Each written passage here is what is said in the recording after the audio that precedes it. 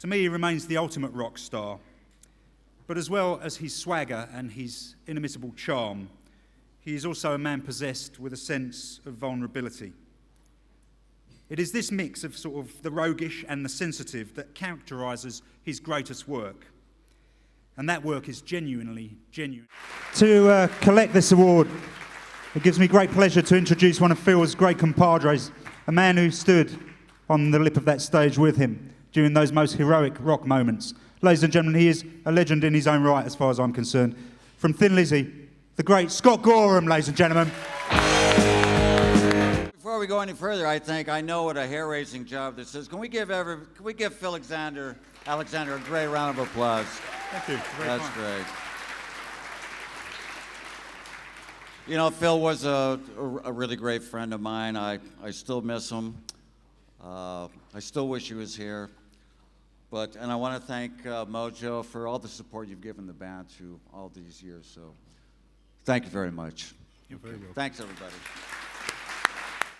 Really, he should be here himself to collect these kind of things. I've collected a few of these now on his behalf, and it still pisses me off that it's me that's got to go up and collect it for him. You know, and I think it angers a lot of people. He should still be here right now, taking these home himself. But.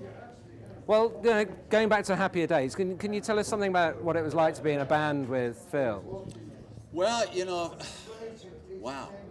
Big question. Yeah, well, it kind of is to wrap it up in like a 2-minute thing. But Phil was one of those kind of guys. He was extremely generous. He wanted you to write music with him. He wanted you to be in the spotlights. He wasn't the kind of guy that wanted the whole thing himself. Phil was all about Thin Lizzy. He wasn't about Phil Lynott. He was all about the band, right? And to me, that's what made the difference between him and all the rest of the guys out there. Yeah. Yesterday or today. He worked for the band. He loved the whole idea as the unit rather than the individuals. But it's really cool that people actually honor him as the individual. So, very cool. Because he was a pretty good songwriter on top of everything else, wasn't he? Yeah, he was. Well, that's the thing, though. You would bring songs into the band, but you knew that lyric-wise, you were never going to touch that because, he was the guy that was going to come up with the goods every time. So you always left that side of the songwriting to him. Now, there were many great lineups of Thin Lizzy. You were in more of them than most. I like lineups, yeah. So, my personal favourite was probably from the period that you all remember the least, probably, like with Robbo and Brian Denny, and that quartet. No, that's a good remember. That was a period where we, sort of artistic-wise, we seemed to explode at that point. We hit on the formula with, the boys are back in town. We saw and felt, that the harmony guitar things really worked well, and we really enjoyed doing it. And it was kind of a really great springboard for us. And it was a springboard for Phil also, because he could write around those kind of guitar parts. It all worked for everybody. I mean, obviously I do a lot of interviews and people say, well, pick out a favorite track. It will always be something from Live and Dangerous rather than one of the, say, studio albums of the same version. I will always pick, something right out of the Live and Dangerous set. Phil was the kind of guy, he broke a lot of barriers. People forget that at this point.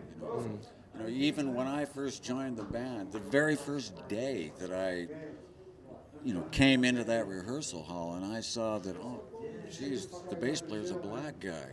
Well, these days you go, big deal. It's, a rock thing with the, so there was that barrier there.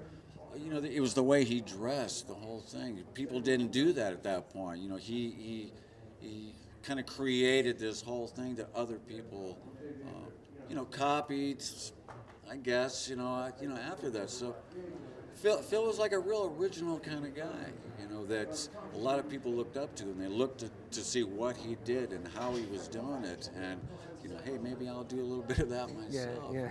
And you still see that, I guess, to this day, so it's pretty cool.